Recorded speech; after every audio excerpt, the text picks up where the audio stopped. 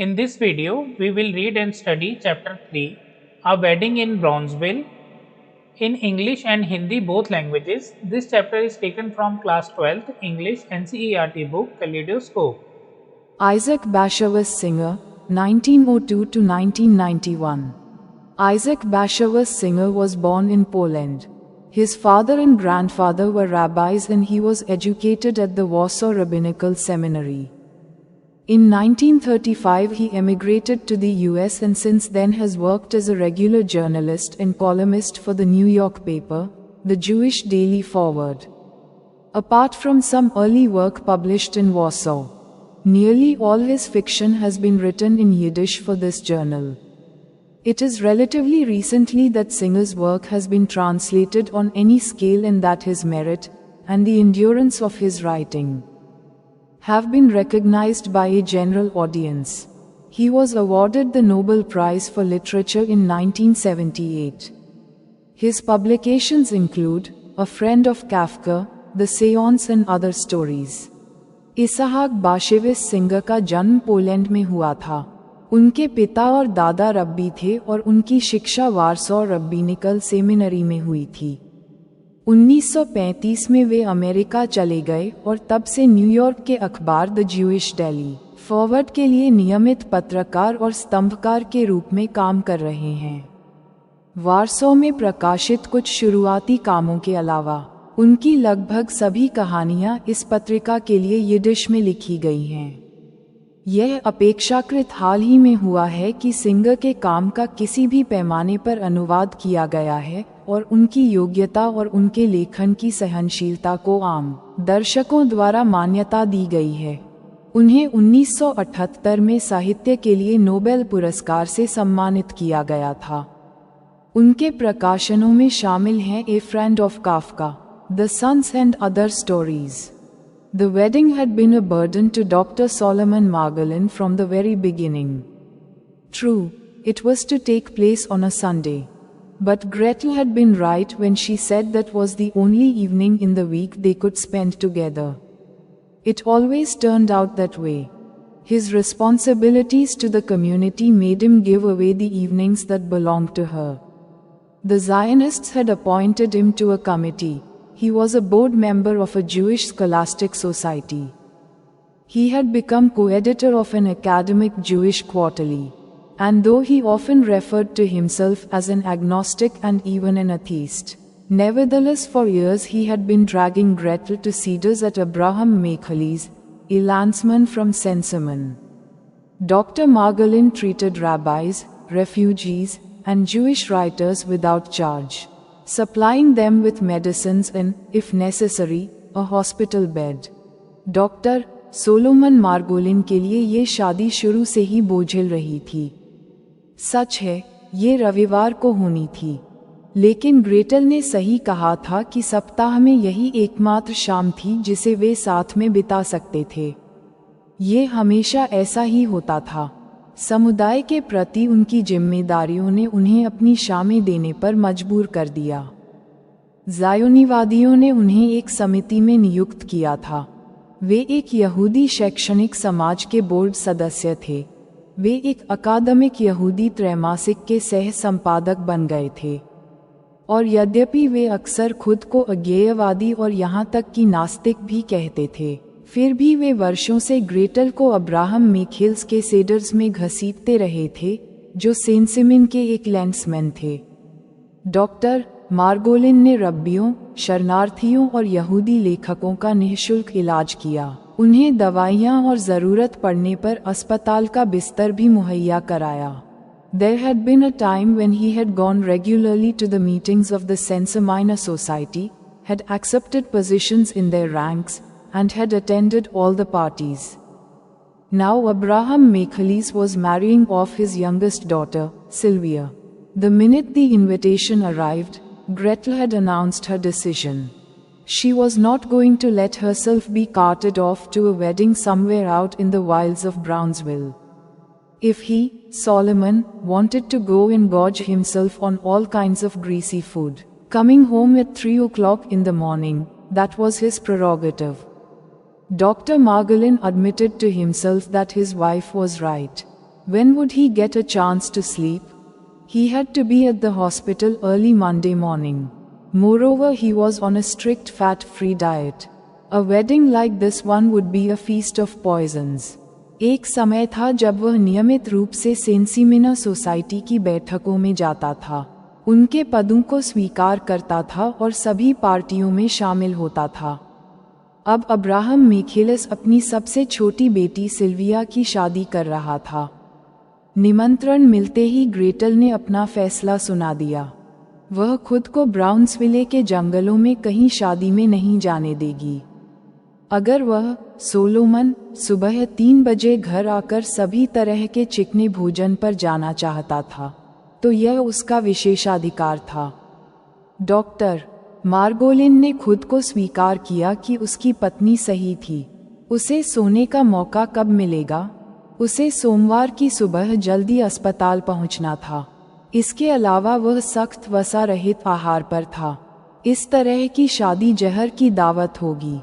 Everything about such celebrations irritated him now, the anglicized Yiddish, the Yiddishized English, the ear-splitting music and unruly dances. Jewish laws and customs were completely distorted. Men who had no regard for Jewishness wore skullcaps, and the reverend rabbis and cantors aped the Christian ministers. Whenever he took Gretel to a wedding or bar mitzvah, he was ashamed.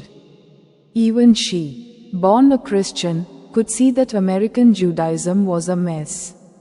At least this time he would be spared the trouble of making apologies to her. Usually after breakfast on Sunday, he and his wife took a walk in Central Park, or, when the weather was mild, went to the Palisades. But today Solomon Margolin lingered in bed.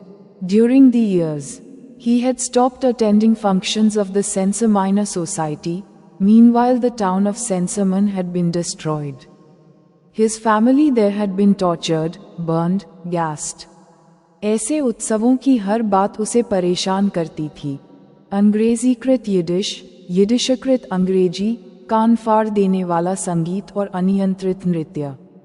यहूदी कानून और रीति रिवाज पूरी तरह से विकृत थे। यहूदी धर्म के प्रति कोई सम्मान न रखने वाले लोग खोपड़ी की टोपी पहनते थे और आदरणीय रब्बी और गायक ईसाई पादरियों की नकल करते थे। जब भी वह ग्रेटल को किसी शादी या बार मित्सवा में ले जाता, तो उसे शर्म आती, यहाँ तक कि वह, जो ईसाई के रूप में पैदा हुई थी, देख सकती थी कि अमेरिकी यहूदी धर्म एक गड़बड़ था। कम से कम इस बार उसे उससे माफ़ी मांगने की परेशानी से बचा लिया जाएगा। आमतौर पर रविवार को नाश्ते के बाद वह और उसकी पत्नी सेंट्रल पार्क में टहलने जाते थे, या जब मौसम हल्का होता था तो पैलिसेड्स जाते थे। लेकिन आज सोलोमन मार्गोलिन बिस्तर पर ही लेटा रहा। वर्षों से उसने सेंसिमिना सोसाइटी के समारोहों में भाग लेना बंद कर दिया था। इस बीच सेंसिमिन शहर नष्ट हो गया था। वहां उसके परिवार को प्रताड़ित किया गया, जलाया गया, गैस से मारा गया। Many censor miners had survived and, later, come to America from the camps, but most of them were younger people whom he, Solomon, had not known in the old country. Tonight everyone would be there. The censor miners belonging to the bride's family and the Tereshplers belonging to the groom's. He knew how they would pester him, reproach him for growing aloof, drop hints that he was a snob. They would address him familiarly, slap him on the back, drag him off to dance.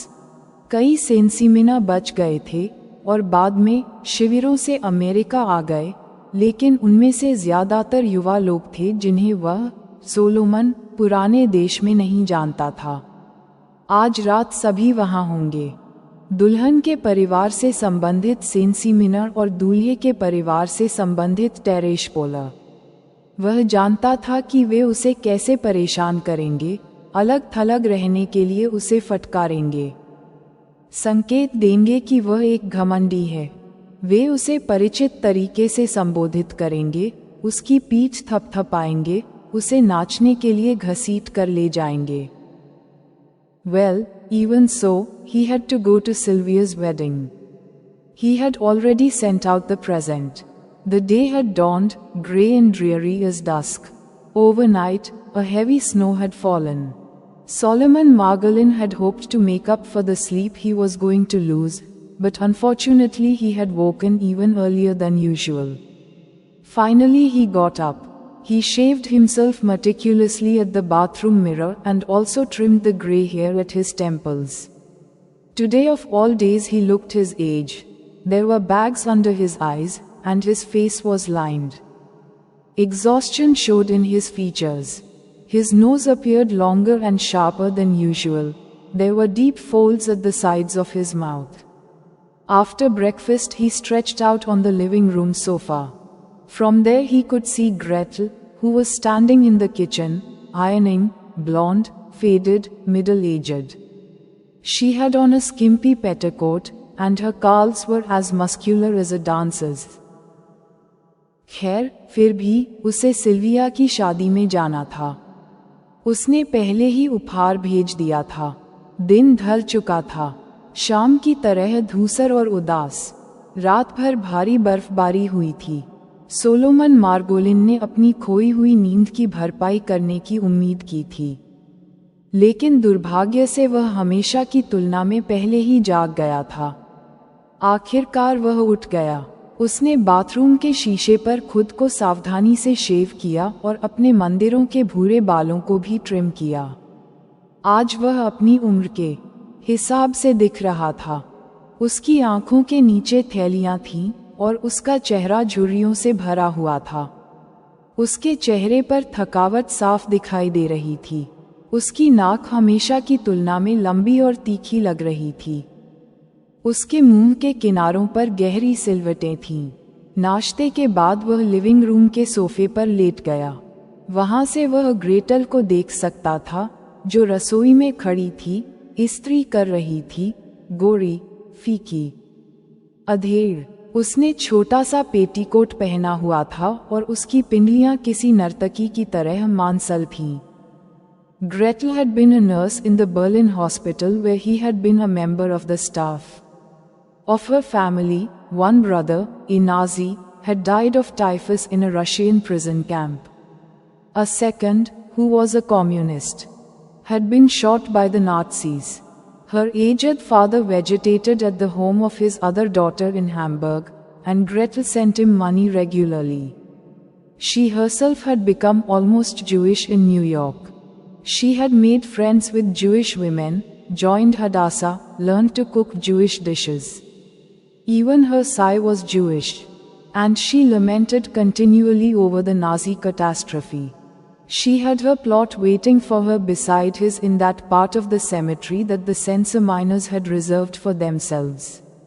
Dr. Margolin yawned, reached for the cigarette that lay in an ashtray on the coffee table beside him, and began to think about himself. His career had gone well. Ostensibly he was a success. He had an office on West End Avenue in wealthy patients. Gretel Berlin अस्पताल में nurse थी, जहां वह staff का सदस्य था. उसके परिवार में एक भाई, जो नाजी था, रूसी जेल शिविर में टाइफस से मर गया था. दूसरा, जो कम्युनिस्ट था, नाजियों द्वारा गोली मार दी गई थी. उसके बूढ़े पिता हैम्बर्ग में अपनी दूसरी बेटी के घर पर रहते थे, और ग्रेटल उसे नियमित रूप से पैसे भेजती थी. वह खुद न्यूयॉर्क में लगभग यहूदी बन गई थी. उसने यहूदी महिलाओं से दोस्ती की, हदासा में शामिल हो गई, यहूदी व्यंजन बनाना सीखा, यहाँ तक कि उसकी आह भी यहूदी थी, और वह नाजी तबाही पर लगातार विलाप करती रही. उसका प्लॉट उसके बगल में कब्रिस्तान के उस हिस्से में इंतजार कर रहा था जिसे सेंसिमिनज ने अपने लिए आरक्षित कर रखा था. डॉक्टर मार्गोलिन ने जम्हाई ली. अपने बगल में कॉफी टेबल पर एस्ट्रे में रखी सिगरेट को उठाया और अपने बारे में सोचने लगे. उनका करियर अच्छा चल रहा था. जाहिर तौर पर वे सफल थे. वेस्ट एंड एवेन्यू पर उनका एक कार्यालय था और उनके मरीज अमीर थे. His colleagues respected him, and he was an important figure in Jewish circles in New York. What more could a boy from Senseman expect? A self-taught man, the son of a poor teacher of Talmud?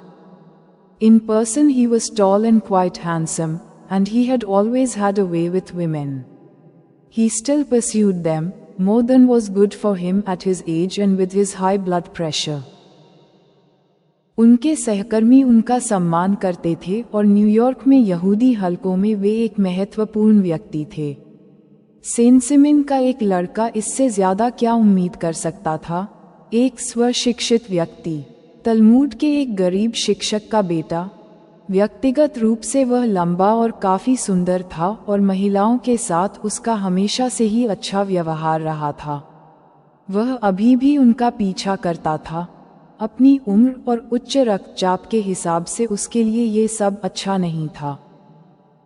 But secretly Solomon Margolin had always felt that he was a failure.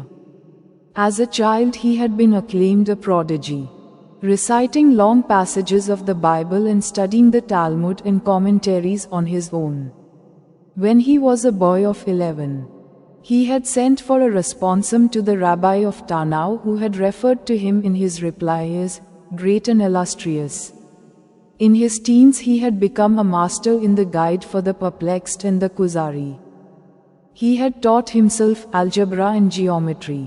At 17 he had attempted a translation of Spinoza's Ethics from Latin into Hebrew, unaware that it had been done before. Everyone predicted he would turn out to be a genius. But he had squandered his talents, continually changing his field of study, and he had wasted years in learning languages, in wandering from country to country. Nor had he had any luck with his one great love, Razel, the daughter of Melek the watchmaker. लेकिन मन ही मन Solomon Margolin को हमेशा लगता था कि वह असफल है। बचपन में उसे एक विलक्षण प्रतिभा का दर्जा दिया गया था। वह बाइबल के लंबे अंशों को सुनाता था और तलमूद और टिप्पणियों का अध्ययन खुद करता था। जब वह 11 साल का था तो उसने टार्नो के रब्बी को एक उत्तर भेजा था, जिसने उसे अपने उत्तर में महान और प्रख्यात कहा था। अपनी किशोरावस्था में वह गाइड फॉर द परप्लेक्स्ड और कुजारी में मास्टर बन गया था। उसने खुद बीजगणित और ज्यामिति सीखी थी। 17 साल की उम्र में उसने स्पिनोजा की नैतिकता का लैटिन से हिब्रू में अनुवाद करने का प्रयास किया था। इस बात से अनजान कि यह पहले भी किया जा चुका है। सभी ने भविष्यवाणी की थी कि वह एक प्रतिभाशाली व्यक्ति बनेगा, लेकिन उसने अपनी प्रतिभा को बर्बाद कर दिया था। लगातार अपने अध्ययन के क्षेत्र को बदलता रहा और उसने भाषाएं सीखने में, देश देश भटकने में वर्षों बर्बाद कर दिए थे। न ही उसे अपने एक महान प्रेम, राइजेल, जो कि घड़ीसाज मेलेक की बेटी थी, के साथ कोई भाग्य नहीं मिला था। Razel had married someone else and later had been shot by the Nazis. All his life Solomon Margolin had been plagued by the eternal questions. He still lay awake at night trying to solve the mysteries of the universe. He suffered from hypochondria and the fear of death haunted even his dreams. Hitler's carnage and the extinction of his family had rooted out his last hope for better days, had destroyed all his faith in humanity. He had begun to despise the matrons who came to him with their petty ills while millions were devising horrible deaths for one another. Gretel came in from the kitchen. "What shirt are you going to put on?" Solomon Margolin regarded her quietly. She had had her own share of troubles. She had suffered in silence for her 2 brothers, even for Hans, the Nazi. She had gone through a prolonged change of life. राइजेल ने किसी और से शादी कर ली थी और बाद में नाजियों ने उसे गोली मार दी थी। सोलोमन मार्गोलिन का सारा जीवन शाश्वत प्रश्नों से त्रस्त रहा। वह अभी भी रात में जागकर ब्रह्मांड के रहस्यों को सुझाने की कोशिश करता रहता था। वह हाइपोकॉन्ड्रिया से पीड़ित था और मौत का डर उसके सपनों में भी रहता था। हिटलर के नरसंहार और उसके परिवार के विलुप्त होने ने बेहतर दिनों की उसकी आखिरी उम्मीद को खत्म कर दिया था। मानवता में उसका सारा विश्वास नष्ट कर दिया था। वह उन महिलाओं से घृणा करने लगा था जो अपनी छोटी मोटी बीमारियों के साथ उसके पास आती थीं, जबकि लाखों लोग एक दूसरे के लिए भयानक मौत की योजना बना रहे थे। ग्रेटल रसोई से अंदर आई। तुम कौन सी शर्ट पहनने जा रही हो? सोलोमन मार्गोलिन ने उसे चुपचाप देखा। उसने भी अपनी परेशानियों का सामना किया था। उसने अपने 2 भाइयों, यहाँ तक कि नाजी हंस के लिए भी चुपचाप दुख झेला था। वह जीवन के एक लंबे बदलाव से गुजरी थी। Now her face was flushed and covered with beads of sweat. He earned more than enough to pay for a maid, yet Gretel insisted on doing all the housework herself, even the laundry. It had become a mania with her. Every day she scoured the oven. She was forever polishing the windows of their apartment on the 16th floor and without using a safety belt. अब उसका चेहरा लाल हो गया था और पसीने की बूंदें उस पर जम गई थीं।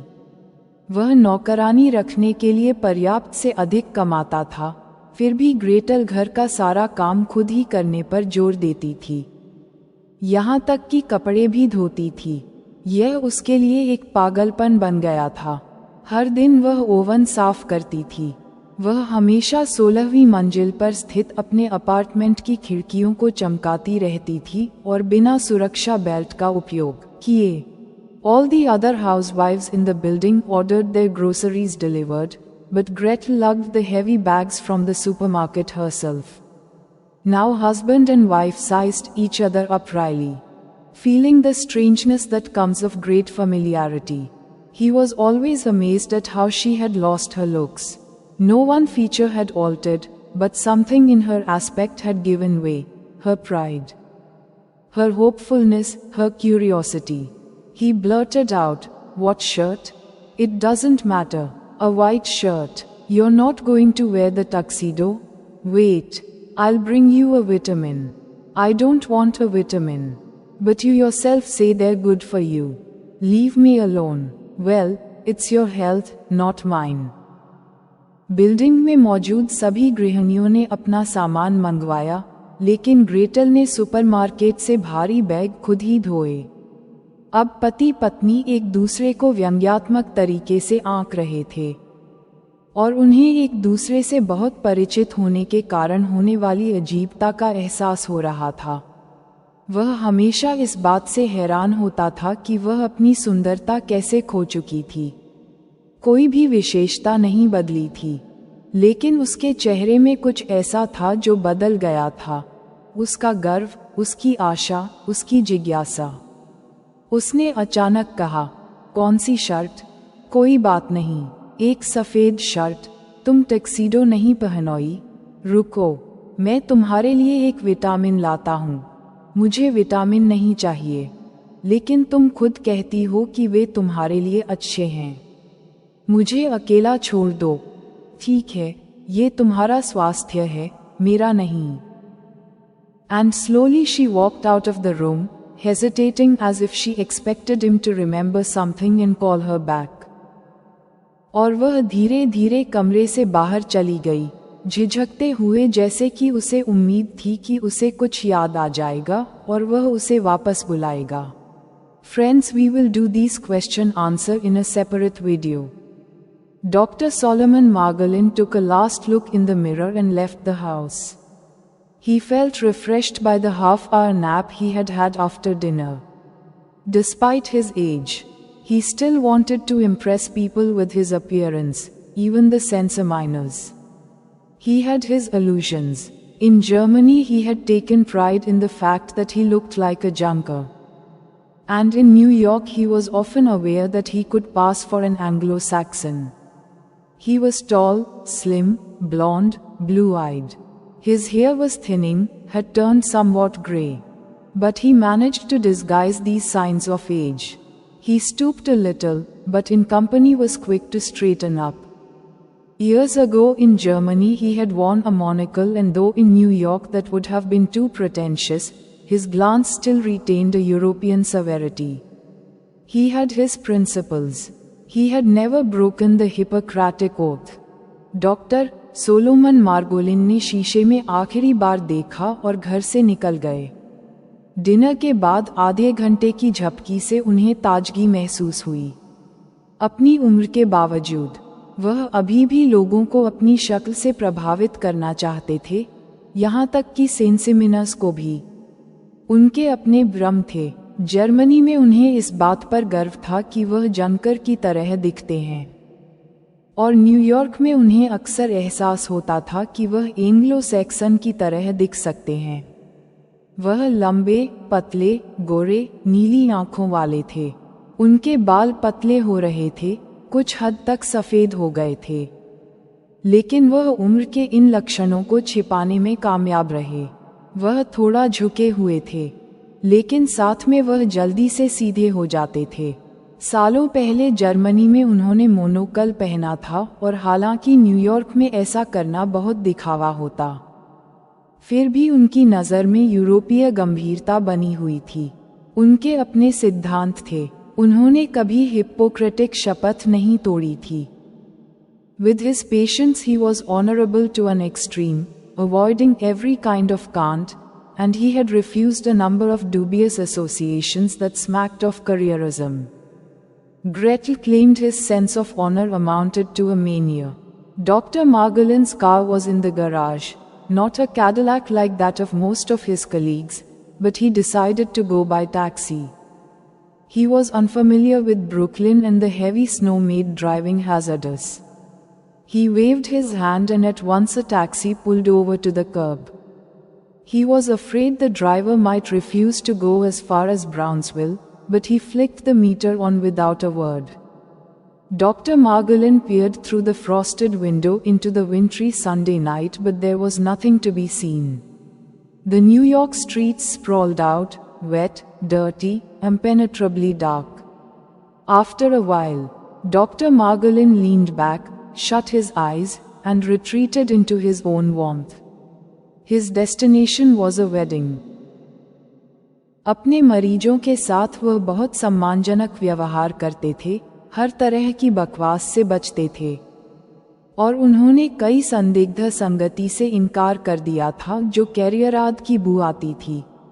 ग्रेटल ने दावा किया कि उनके सम्मान की भावना एक उन्माद के बराबर थी। डॉक्टर मार्गोलिन की कार गराज में थी, उनके अधिकांश सहयोगियों की तरह कैडिलैक नहीं, लेकिन उन्होंने टैक्सी से जाने का फैसला किया। वह ब्रुकलिन से अपरिचित थे और भारी बर्फबारी के कारण गाड़ी चलाना खतरनाक था। उन्होंने अपना हाथ हिलाया और तुरंत एक टैक्सी किनारे पर आ गई। उन्हें डर था कि ड्राइवर ब्राउन्सविले तक जाने से मना कर सकता है, लेकिन उन्होंने बिना कुछ कहे मीटर चालू कर दिया। डॉक्टर मार्गोलिन ने रविवार की रात को बर्फीली खिड़की से झांका, लेकिन वहां कुछ भी दिखाई नहीं दिया। न्यूयॉर्क की सड़कें गीली, गंदी और अभेद्य अंधेरी थीं। थोड़ी देर बाद डॉक्टर मार्गोलिन पीछे झुके, अपनी आंखें बंद कीं और अपनी गर्मजोशी में वापस चले गए। उनकी मंजिल एक शादी थी। Wasn't the world, like this taxi, plunging away somewhere into the unknown toward a cosmic destination?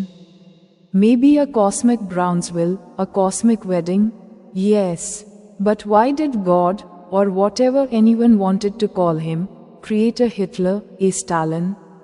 Why did he need world wars? Why heart attacks, cancers? Dr. Margolin took out a cigarette and lit it hesitantly. What had they been thinking of, those pious uncles of his, when they were digging their own graves? Was immortality possible? Was there such a thing as the soul? All the arguments for and against weren't worth a pinch of dust. The taxi turned onto the bridge across the East River, and for the first time Dr. Margolin was able to see the sky. It sagged low, heavy, red as glowing metal.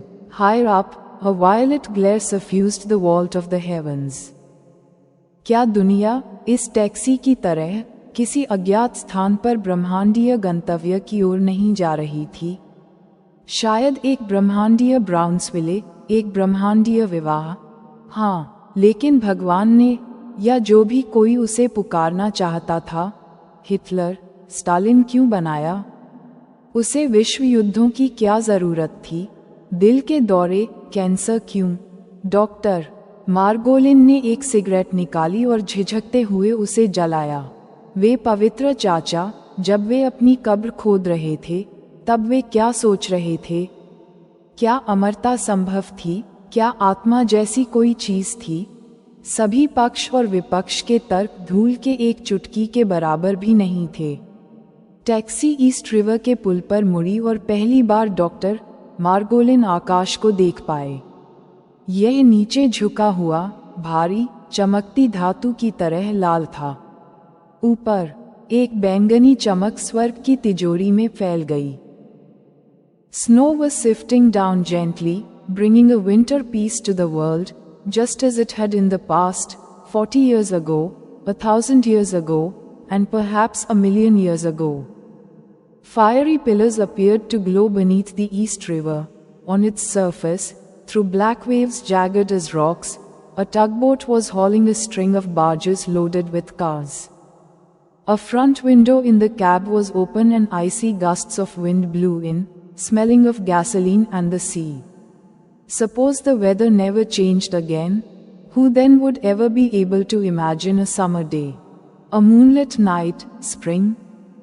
बर्फ धीरे धीरे नीचे गिर रही थी, दुनिया में सर्दियों की शांति ला रही थी, ठीक वैसे ही जैसे पहले हुआ करती थी, 40 साल पहले, 1000 साल पहले और शायद 10 लाख साल पहले।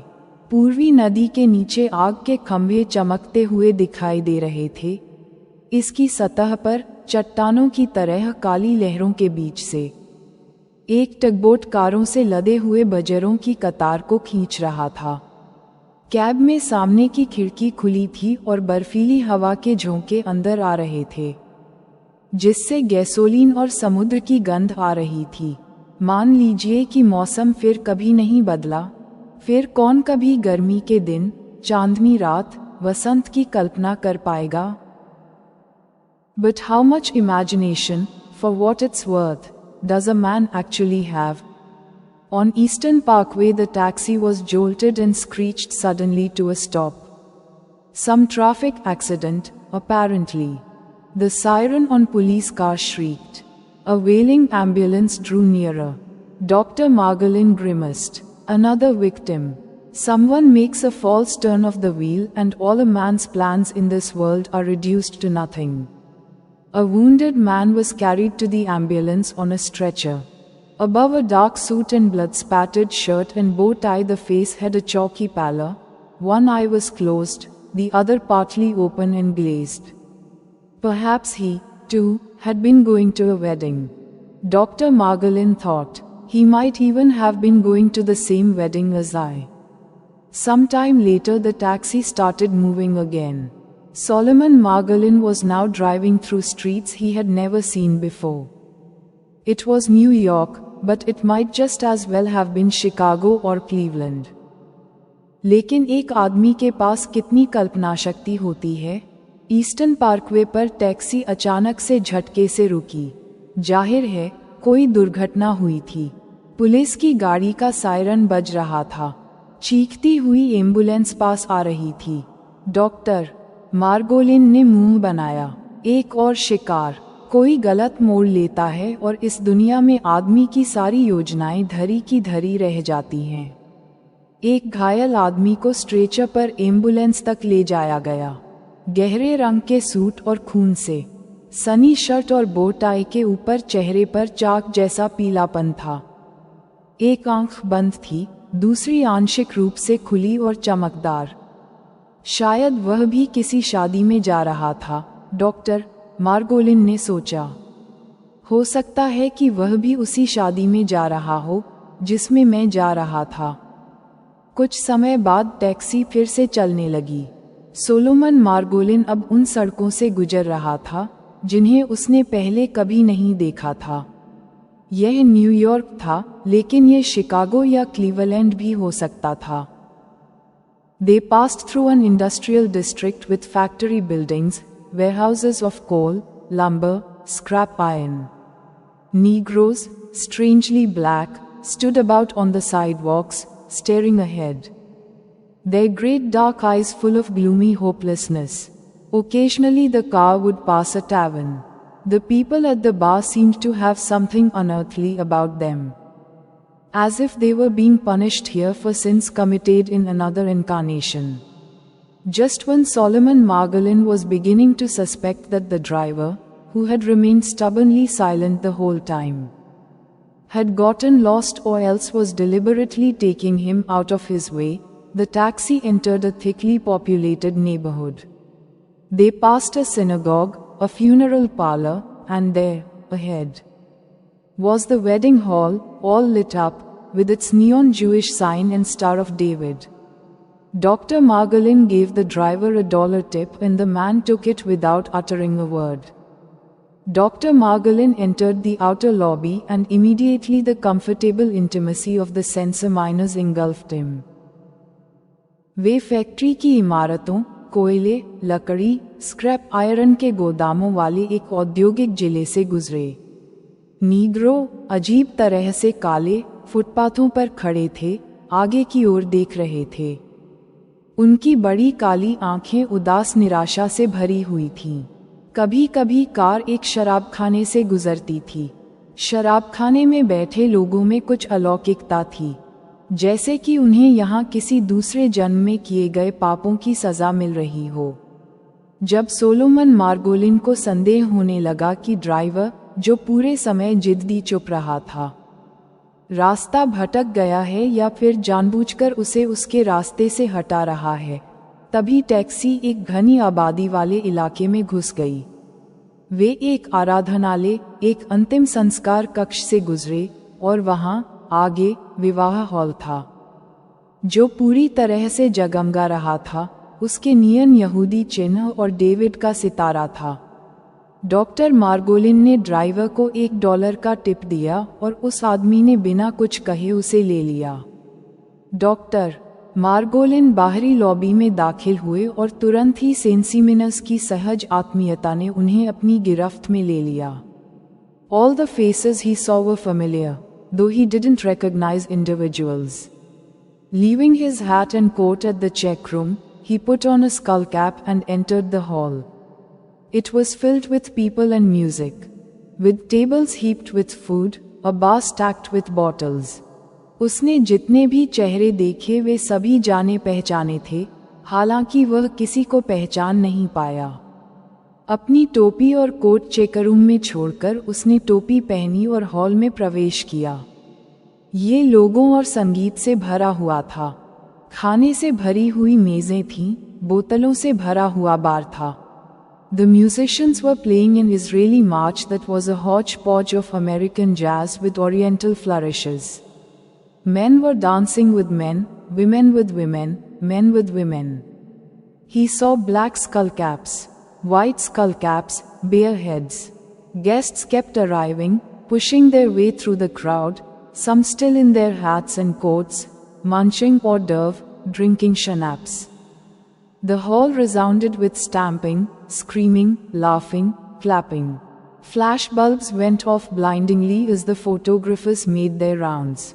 Seeming to come from nowhere, the bride appeared, briskly sweeping up her train, followed by a retinue of bridesmaids. Dr. Margolin knew everybody, and yet knew nobody.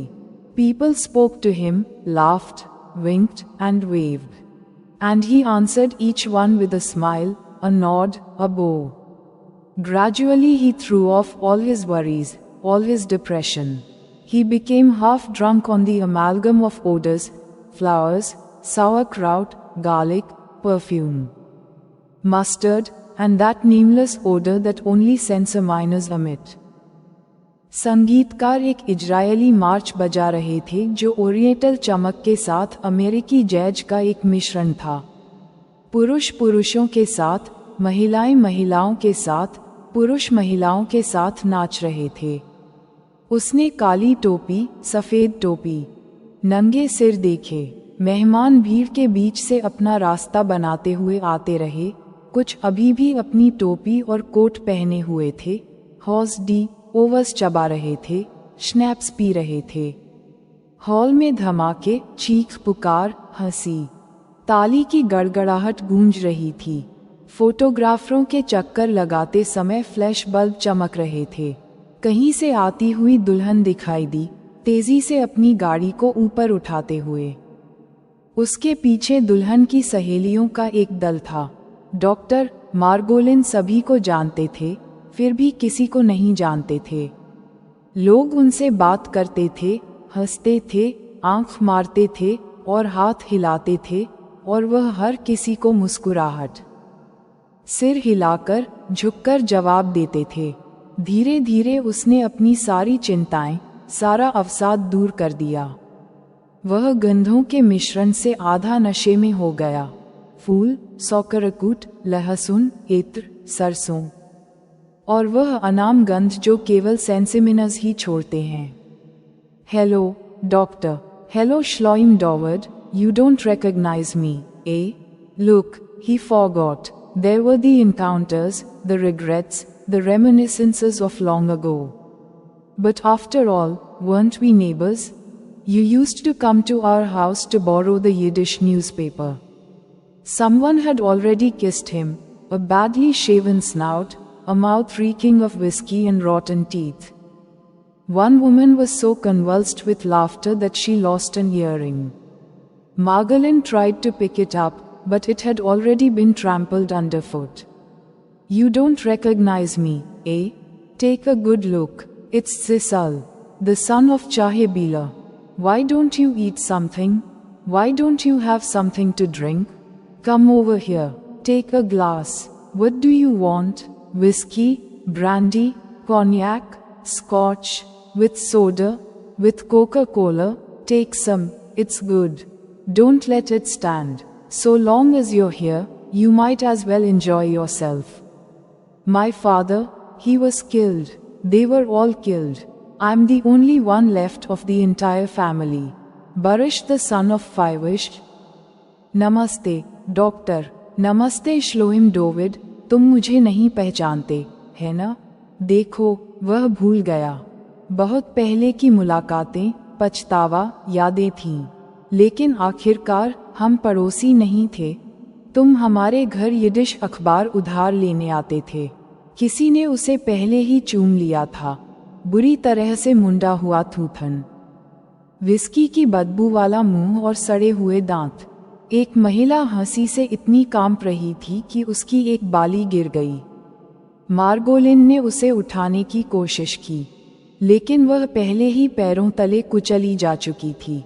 तुम मुझे नहीं पहचानते, है ना? अच्छी तरह देखो, यह जिसेल है, चाय बेले का बेटा। तुम कुछ क्यों नहीं खाते? तुम कुछ क्यों नहीं पीते? यहाँ आओ, एक गिलास लो। तुम क्या चाहते हो? विस्की, ब्रांडी, कॉग्नेक, स्कॉच, सोडा के साथ, कोका कोला के साथ, थोड़ा ले लो, यह अच्छा है।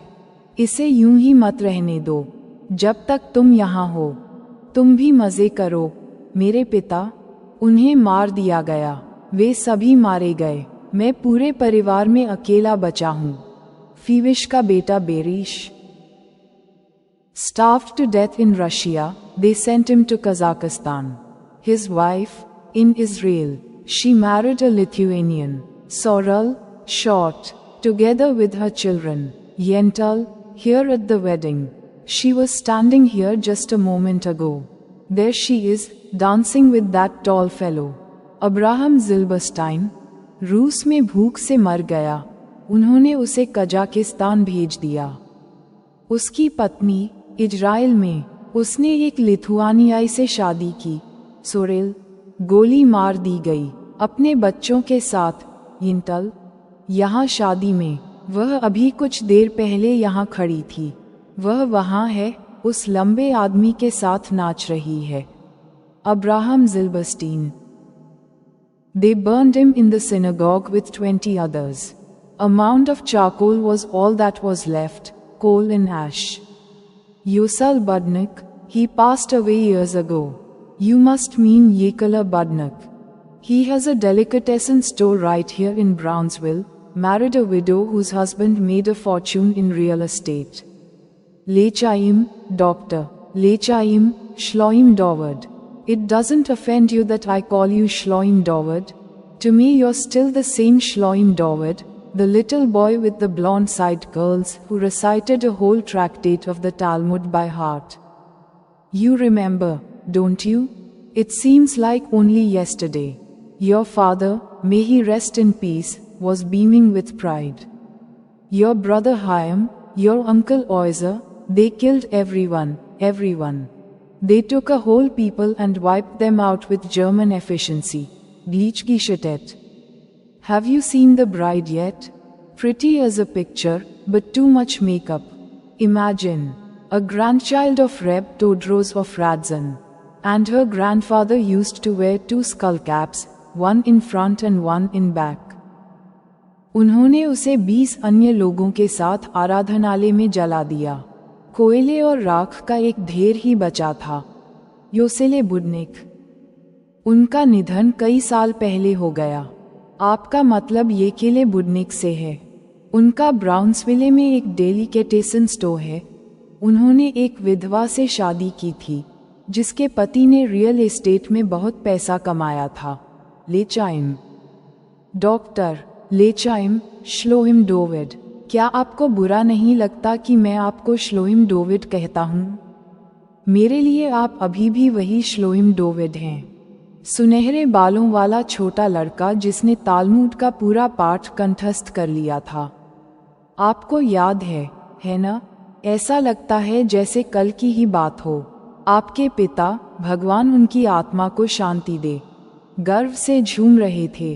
आपका भाई चैम, आपके चाचा ओज, उन्होंने सबको मार डाला, सबको। उन्होंने एक पूरे लोगों को लिया और जर्मन दक्षता के साथ उन्हें मिटा दिया। ग्लेज गेस चेल्टेट। क्या आपने अभी तक दुल्हन को देखा है? एक तस्वीर की तरह सुंदर, लेकिन बहुत ज्यादा makeup.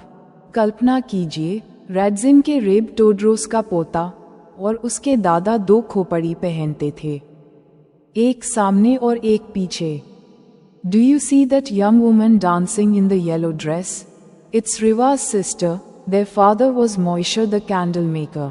Riva herself, where all the others ended up, Auschwitz. How close we came ourselves. All of us are really dead, if you want to call it that. We were exterminated, wiped out. Even the survivors carry death in their hearts. But it's a wedding. We should be cheerful. Lechaim, Shloim Dovard. I would like to congratulate you. Have you a son or daughter to marry off? No? Well, it's better that way. What's the sense of having children if people are such murderers? क्या तुम उस युवती को पीले रंग की पोशाक में नाचते हुए देखते हो? ये रीवा की बहन है। उनके पिता मोइशे मोमबत्ती बनाने वाले थे।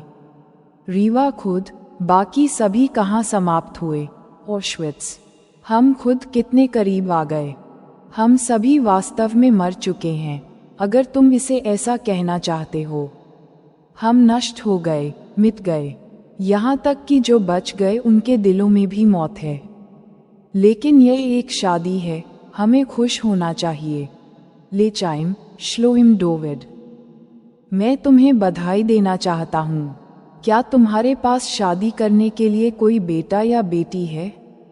नहीं? खैर, ये बेहतर है। अगर लोग ऐसे हत्यारे हैं तो बच्चे पैदा करने का क्या मतलब है? Friends, we will do these question answer in a separate video. It was already time for the ceremony, but someone still had not come. Whether it was the rabbi, the cantor, or one of the in-laws who was missing, nobody seemed able to find out. Abraham Mekhaliz, the bride's father, rushed around, scowled, waved his hand, whispered in people's ears. समारोह का समय हो चुका था, लेकिन अभी तक कोई नहीं आया था। चाहे वह रब्बी हो, कैंटर हो या ससुराल वालों में से कोई हो जो गायब था, किसी को भी पता नहीं चल पाया। दुल्हन के पिता अब्राहम मेखिल्स इधर उधर भागे। भौहें सिकोड़ी, हाथ हिलाया, लोगों के कानों में फुसफुसाए. He looked strange in his rented tuxedo. The Tereshpol mother-in-law was wrangling with one of the photographers. The musicians never stopped playing for an instant. The drum banged, the bass fiddle growled, the saxophone blared. The dances became faster, more abandoned, and more people were drawn in. The young men stamped with such force that it seemed the dance floor would break under them. Small boys romped around like goats, and little girls whirled about wildly together. Many of the men were already drunk. They shouted boasts, howled with laughter, kissed strange women. There was so much commotion that Solomon Margolin could no longer grasp what was being said to him and simply nodded yes to everything. Some of the guests had attached themselves to him, wouldn't move, and kept pulling him in all directions, introducing him to more and more people from Sensaman and Tereshpol. वह अपने किराए के tuxedo में अजीब लग रहा था. टेरेशपोल की सास एक फोटोग्राफर से झगड़ रही थी. संगीतकारों ने एक पल के लिए भी बजाना बंद नहीं किया. ढोल बज रहा था, बास की बांसुरी बज रही थी, सैक्सोफोन की धुन बज रही थी.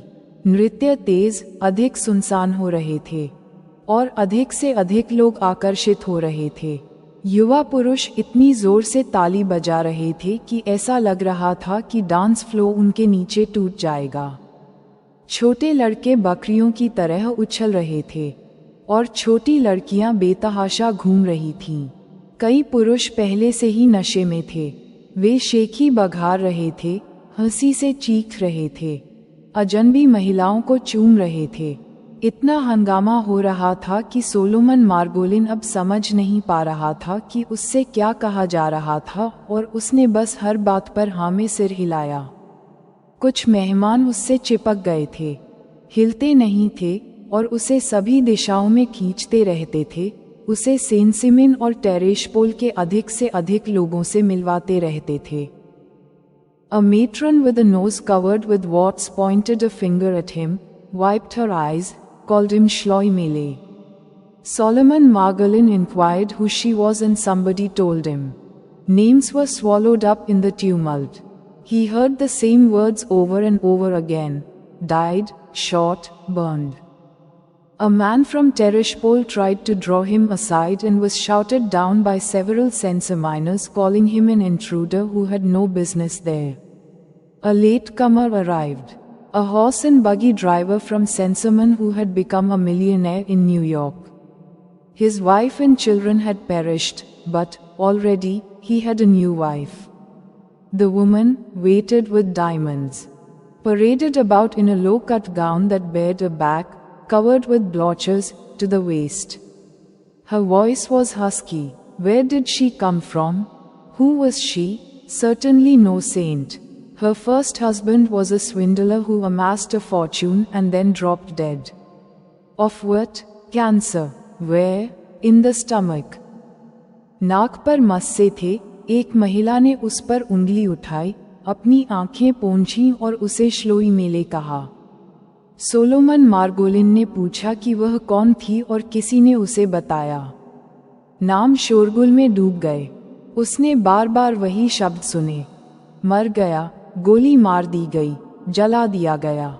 टेरेशपोल के एक आदमी ने उसे एक तरफ खींचने की कोशिश की और कई सेंसिमिनज ने उसे एक घुसपैठिया कहकर चिल्लाया, जिसका वहां कोई काम नहीं था.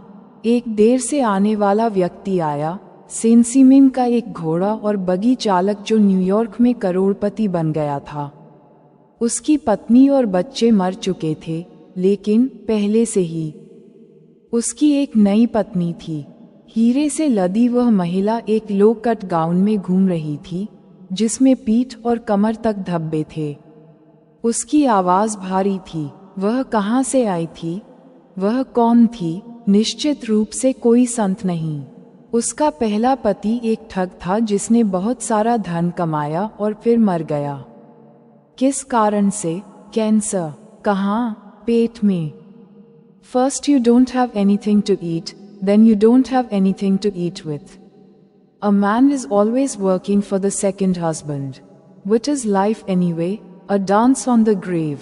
Yes, but as long as you're playing the game, you have to abide by the rules. Dr. Margolin, why aren't you dancing? You are not among strangers. We're all from the same dust. पहले तो तुम्हारे पास खाने के लिए कुछ नहीं है, फिर तुम्हारे पास खाने के लिए कुछ नहीं है। एक आदमी हमेशा दूसरे पति के लिए काम करता है। आखिर जिंदगी क्या है? कब्र पर नाचना, हाँ, लेकिन जब तक तुम खेल खेल रहे हो, तुम्हें नियमों का पालन करना होगा। डॉक्टर मार्गोलिन, तुम नाच क्यों नहीं रहे हो? तुम अजनबियों के बीच नहीं हो, हम सब एक ही मिट्टी से बने हैं। Over there you weren't a doctor. You were only Shloim David, the son of the Talmud teacher. Before you know it, we'll all be lying side by side.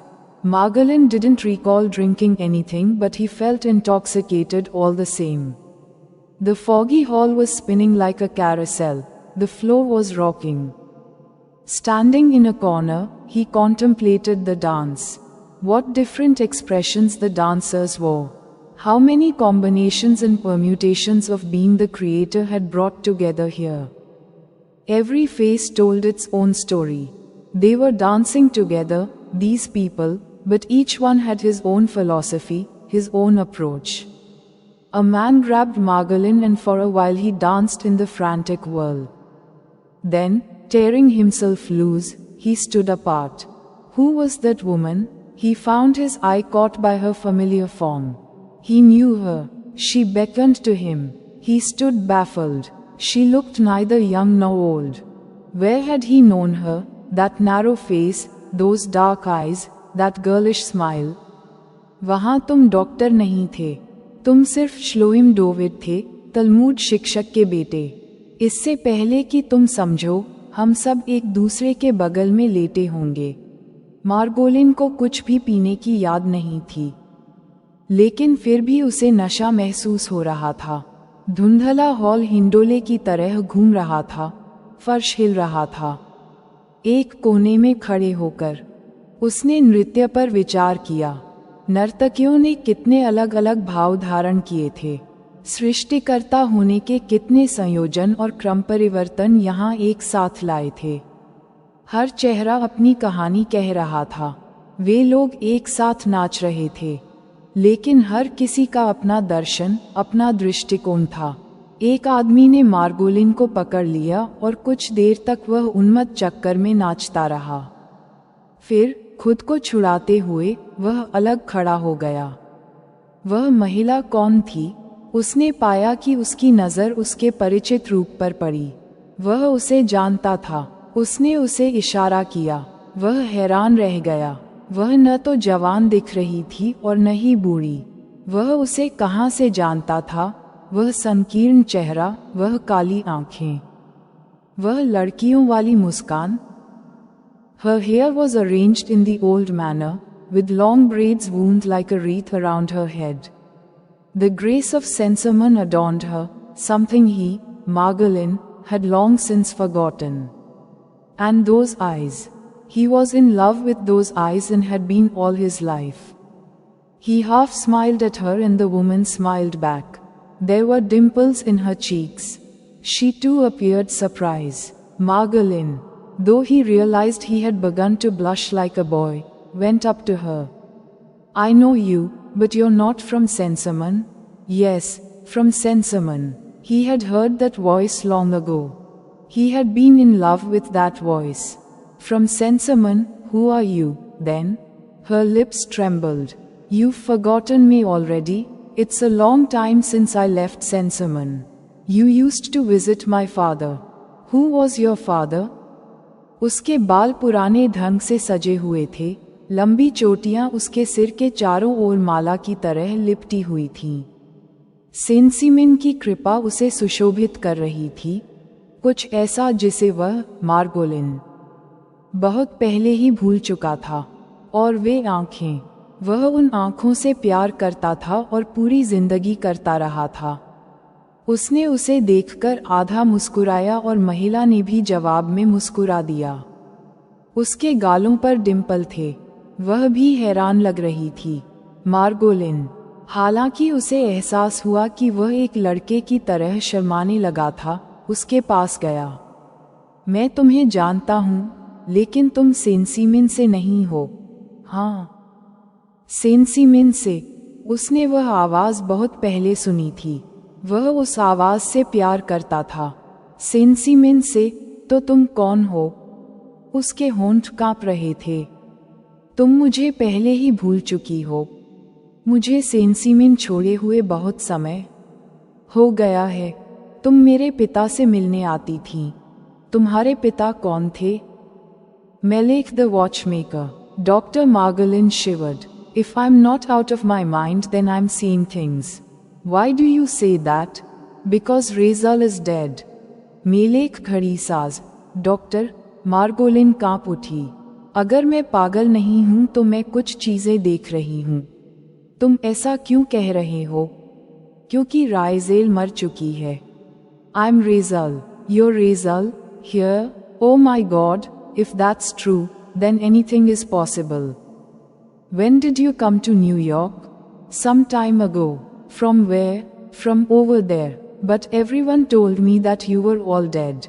My father, my mother, my brother Herschel. But you were married. I was. If that's true, then anything is possible. Repeated Dr. Margolin, still shaken by the incredible happening. Someone must have purposely deceived him. But why?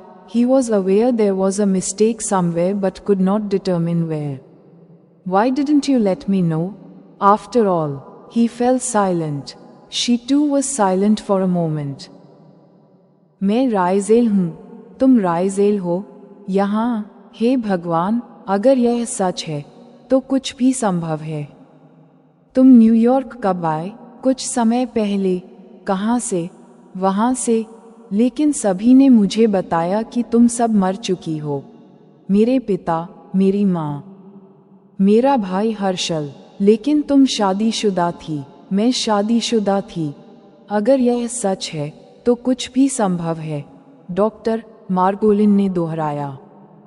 अभी भी अविश्वसनीय घटना से हिल गया था। किसी ने जानबूझकर उसे धोखा दिया होगा। लेकिन क्यों?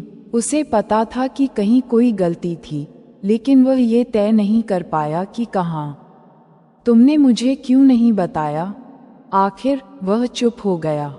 वह भी एक पल के लिए चुप हो गई। I lost everything, but I still had some pride left. Come with me somewhere quieter, anywhere. This is the happiest day of my life. But it's night, then the happiest night. Almost as if the Messiah had come, as if the dead had come to life. Where do you want to go? All right, let's go.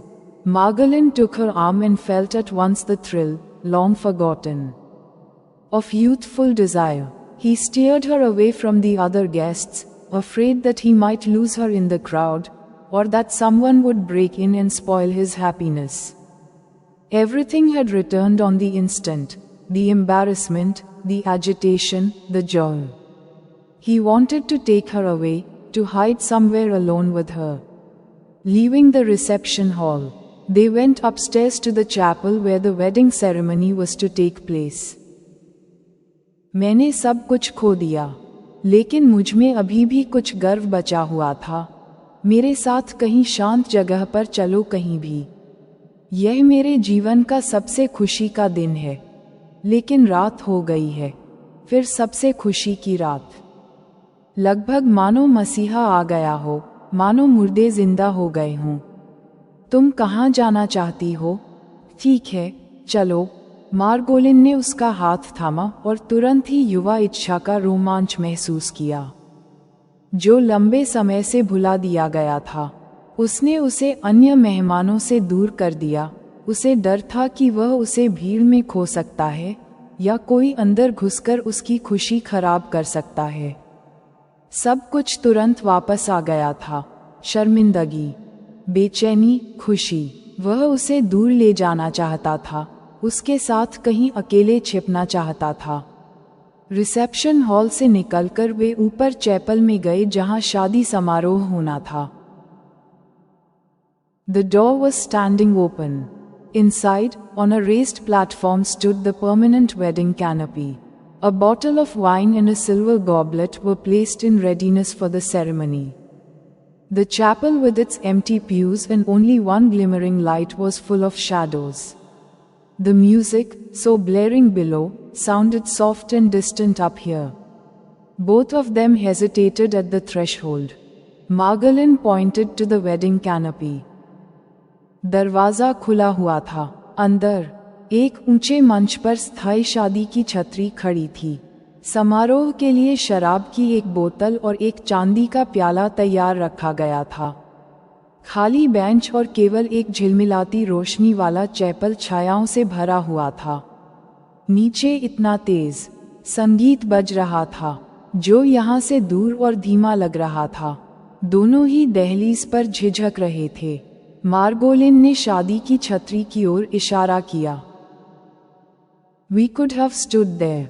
Yes, tell me about yourself. Where are you now? What are you doing? It is not easy to tell. Are you alone? Are you attached? Attached? No. Would you never have let me hear from you? He asked. She didn't answer. Gazing at her, he knew his love had returned with full force. Already, he was trembling at the thought that they might soon have to part. The excitement and expectancy of youth filled him. He wanted to take her in his arms and kiss her. But at any moment someone might come in. He stood beside her, ashamed that he had married someone else, that he had not personally confirmed the reports of her death. How could I have suppressed all this love? हम वहाँ खड़े हो सकते थे। हाँ, मुझे अपने बारे में बताओ। तुम अभी कहाँ हो? तुम क्या कर रहे हो? ये बताना आसान नहीं है। क्या तुम अकेली हो? क्या तुम किसी से जुड़ी हुई हो? जुड़ी हुई हो? नहीं। क्या तुम मुझे कभी अपने बारे में नहीं बताती? उसने पूछा। उसने कोई जवाब नहीं दिया। उसे देखते हुए उसे पता था कि उसका प्यार पूरी ताकत से लौट आया है। वह पहले से ही इस विचार से कांप रहा था कि उन्हें जल्द ही अलग होना पड़ सकता है। युवावस्था की उत्तेजना और प्रत्याशा ने उसे भर दिया। वह उसे अपनी बाहों में लेना चाहता था और उसे चूमना चाहता था, लेकिन किसी भी क्षण कोई आ सकता था। वह उसके बगल में खड़ा था, शर्मिंदा था कि उसने किसी और से शादी की थी, कि उसने व्यक्तिगत रूप से उसकी मृत्यु की रिपोर्ट की पुष्टि नहीं की थी। मैं इस सारे प्यार को कैसे दबा सकता था? How could I have accepted the world without her? And what will happen now with Gretel? I'll give her everything. My last cent. He looked round toward the stairway to see if any of the guests had started to come up. The thought came to him that by Jewish law he was not married. For he and Gretel had had only a civil ceremony. He looked at Razel. According to Jewish law, I'm a single man. Is that so? According to Jewish law, I could lead you up there and marry you. She seemed to be considering the import of his words. Yes, I realize. According to Jewish law, I don't even need a ring. One can get married with a penny. Do you have a penny? मैं उसके बिना दुनिया को कैसे स्वीकार कर सकता था? और अब ग्रेटल के साथ क्या होगा? मैं उसे सब कुछ, अपना आखिरी पैसा दे दूंगा। उसने सीढ़ियों की ओर देखा कि क्या कोई मेहमान ऊपर आने लगा है। उसे लगा कि यहूदी कानून के अनुसार वह शादीशुदा नहीं है, क्योंकि उसने और ग्रेटल ने सिर्फ एक सिविल समारोह किया था। उसने राइजेल की ओर देखा। यहूदी कानून के अनुसार मैं एक अकेला आदमी हूँ। क्या ऐसा है? यहूदी कानून के अनुसार मैं तुम्हें वहाँ ले जा सकता हूँ और तुमसे शादी कर सकता हूँ। वह उसके शब्दों के अर्थ पर विचार कर रही थी।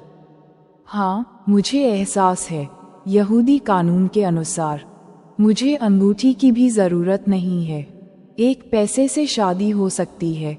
क्या तुम्हारे पास 1 पैसा है? He put his hand to his breast pocket, but his wallet was gone. He started searching in his other pockets. Have I been robbed? He wondered. But how? I was sitting in the taxi the whole time. Could someone have robbed me here at the wedding? He was not so much disturbed as surprised. He said falteringly, "Strange, but I don't have any money." उसने अपनी छाती की जेब में हाथ डाला, लेकिन उसका बटुआ गायब था। उसने अपनी दूसरी जेबों में तलाशी शुरू की। क्या मुझे लूट लिया गया है? उसने सोचा, लेकिन कैसे? मैं पूरे समय टैक्सी में बैठा था। क्या कोई मुझे यहाँ शादी में लूट सकता है? वह इतना परेशान नहीं था, बल्कि हैरान था।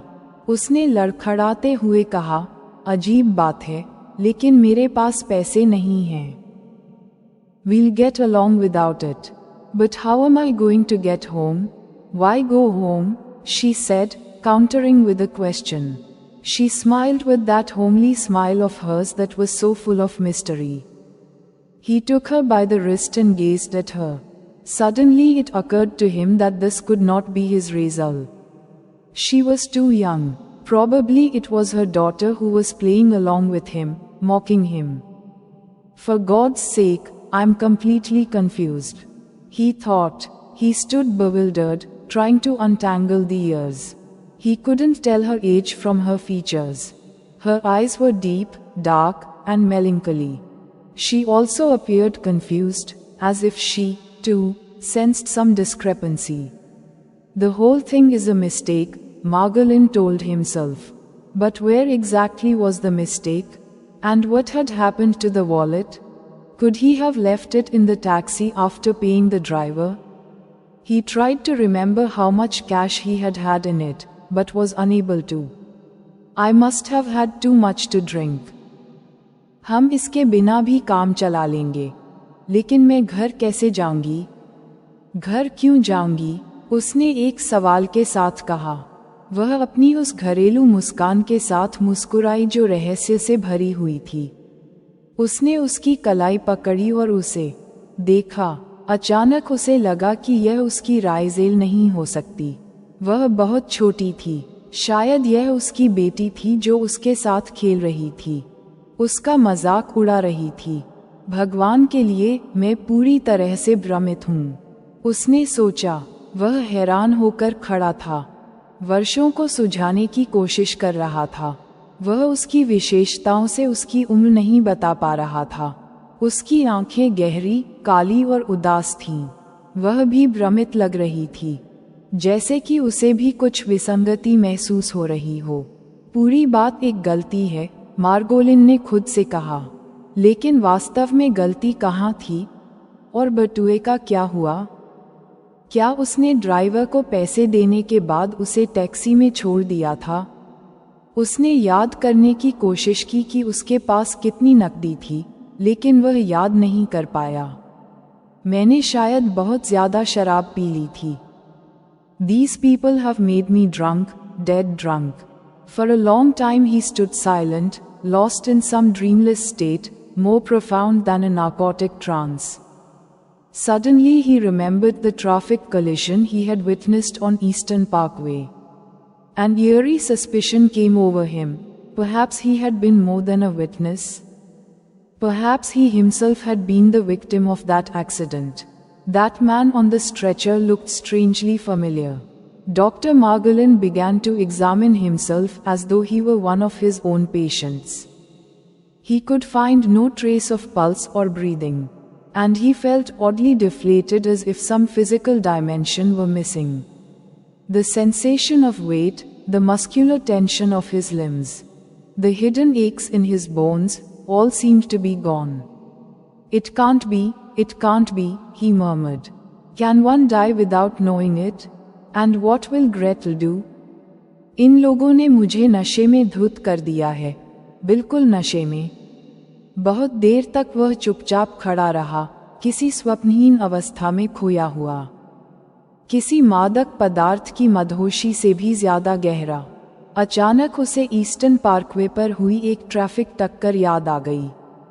उसके मन में एक अजीब सा संदेह आया। शायद वह सिर्फ एक गवाह से ज्यादा था। शायद वह खुद उस दुर्घटना का शिकार हुआ था। स्ट्रेचर पर पड़ा वह आदमी अजीब तरह से जाना पहचाना लग रहा था।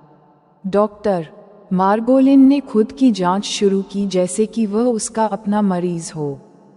उसे नब्ज या सांस का कोई निशान नहीं मिला और उसे अजीब तरह से निराशा महसूस हुई, जैसे कि कोई शारीरिक आयाम गायब हो गया हो।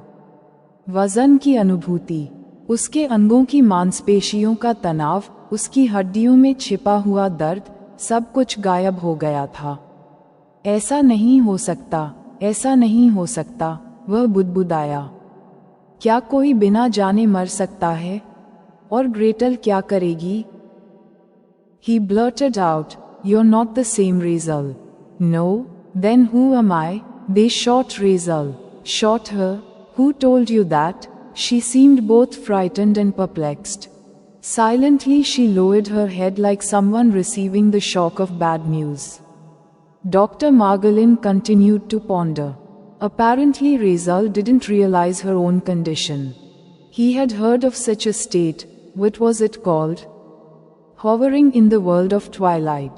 The astral body wandering in semi-consciousness, detached from the flesh. Without being able to reach its destination, clinging to the illusions and vanities of the past. But could there be any truth to all this superstition? No, as far as he was concerned. It was nothing but wishful thinking. उसने अचानक कहा, तुम वही राइजेल नहीं हो? नहीं। तो मैं कौन हूँ? उन्होंने राइजेल को गोली मार दी। उसे गोली मार दी? तुम्हें ये किसने बताया? वह भयभीत और हैरान दोनों लग रही थी। चुपचाप उसने अपना सिर नीचे कर लिया, जैसे किसी को बुरी खबर का झटका लगा हो।